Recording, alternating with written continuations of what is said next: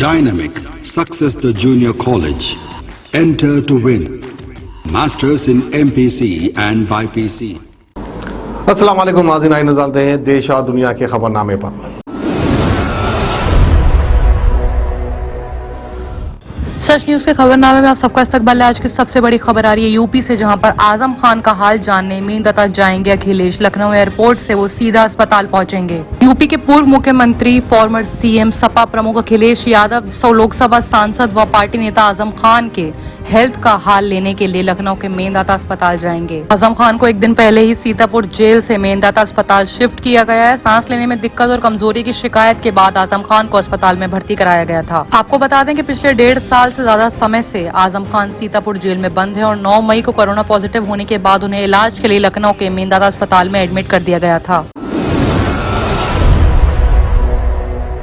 वहीं एक और बड़ी खबर आ रही है मॉनसून के बजट को लेकर, जहां पर राज्यसभा में हंगामे के बीच कोरोना पर चर्चा करते हुए राउत ने कहा है कि मौत के आंकड़े आखिर सरकार क्यों छुपा रही है। संसद के मॉनसून सत्र का दूसरा दिन भी हंगामे नजर हो गया। पेगागस जासूसी विवाद को लेकर हंगामा मचा हुआ है। लोकसभा की कार्यवाही अब तक ढंग से नहीं चल पाई है। ऐसे में ट्यूसडे यानी कि आज केंद्रीय स्वास्थ्य सचिव राजेश भूषण प्रधानमंत्री नरेंद्र मोदी की मौजूदगी में कोविड-19 पर राजनीतिक दलों के नेताओं को संबोधित करते हुए सरकार की तरफ से कोरोना वायरस प्रेजेंटेशन देने के लिए जब बात शुरू हुई तो शिवसेना सांसद संजय राउत ने राज्यसभा में कहा, हमारा सवाल सरकार से ये है कि आप डाटा क्यों छुपा रहे हैं। हमें बताइए कितने लोगों की जान गई है कोविड-19 की महामारी के चलते। कुछ रिपोर्ट बताती हैं कि कोविड-19 से मरने वाले लोगों की असल संख्या सरकार छुपा रही है और आंकड़े काफी ज्यादा हैं। वहीं एक और बड़ी खबर आ रही है बुलंदशहर से, जहां पर डिसबैलेंस होकर खाई में यूपी की रोडवेज की बस गिर गई, जिसमें 3 लोगों की मौत हो गई और काफी लोग घायल हैं। मुख्यमंत्री योगी आदित्यनाथ बुलंदशहर में सड़क हादसे में लोगों की मौत पर गहरा शोक जताया है। उन्होंने मरने वालों के परिवारों को संवेदना यानी कि सिंपैथी दी है। बताया जा रहा है इस हादसे में 3 लोगों की मौत हो गई है, वहीं 2 दर्जन से ज्यादा लोग घायल हो गए हैं। हादसे के बाद बस में चीख पुकार मच गई। वहीं मुख्यमंत्री योगी आदित्यनाथ ने बुलंदशहर में इस हादसे में नहीं सिर्फ शोक जताया बल्कि जो लोग घायल हो गए हैं उनकी मदद के लिए उनको अस्पताल भी शिफ्ट कर दिया गया है। ये हादसा कोतवाली सिकंदराबाद क्षेत्र के गांव बिलसूरी का है।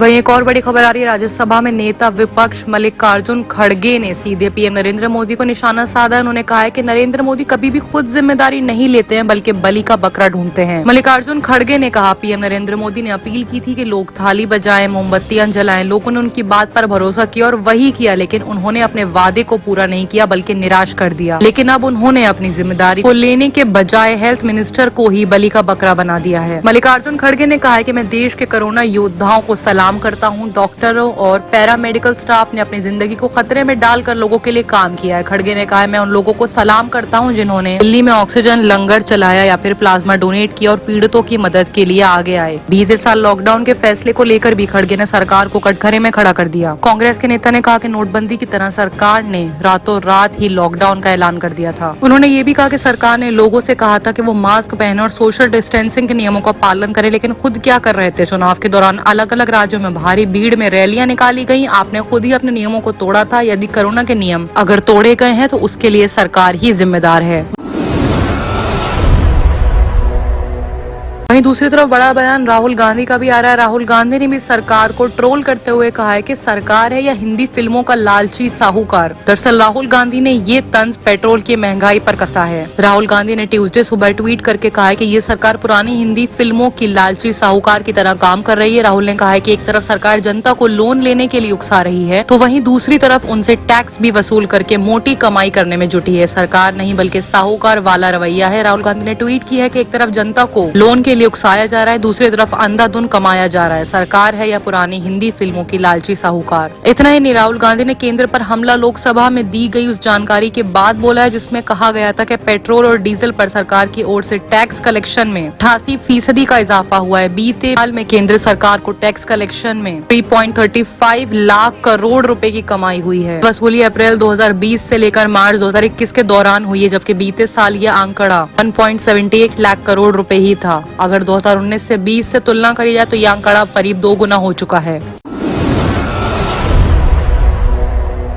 और आइए अब बात करते हैं इंटरनेशनल खबरों की, जहां पे सबसे बड़ी खबर आ रही है अफगानिस्तान से, जहां पर रॉकेट अटैक हुआ है। काबुल में ईद की नमाज के दौरान राष्ट्रपति भवन के पास रॉकेट दागे गए हैं। प्रेसिडेंट अशरफ गनी भी टारगेट हो सकते थे। बताया जा रहा है कि काबुल में ये हमला जिस जगह हुआ है वहां राष्ट्रपति भवन बेहद करीब है। इस मामले को लेकर माना जा रहा है कि हमले का निशाना राष्ट्रपति अशरफ गनी थे। शुरुआती जानकारी के मुताबिक बकरीद की नमाज की वजह से बड़ी तादाद में लोग काबुल के एक मैदान में जमा थे, तभी एक के बाद एक रॉकेट वहां गिर पड़े। फिलहाल हमले में हुए नुकसान की जानकारी नहीं मिल पा रही है। इन रॉकेट्स को परवाने सी इलाके में दागा गया था और ये काबुल के पहले जिले के बागे अली और चमन हुजूरी इलाके में, काबुल के दूसरे जिले के मनाबी बाशरी इलाके में गिरे हैं।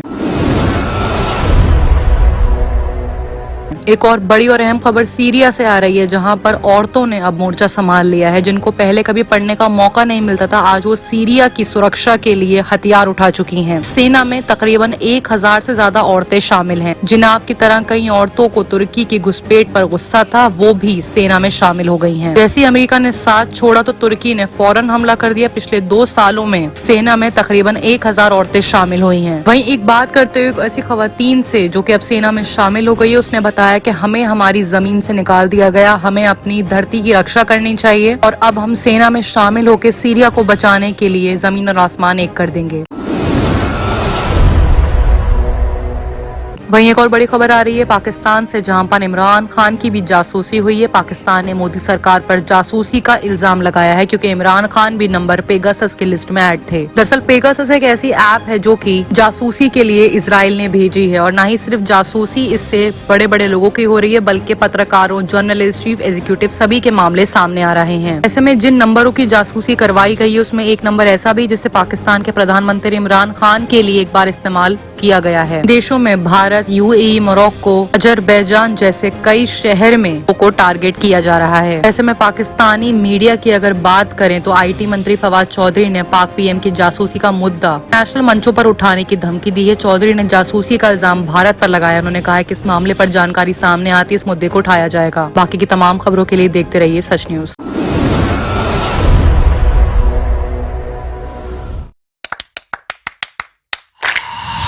Dynamic Success the Junior College.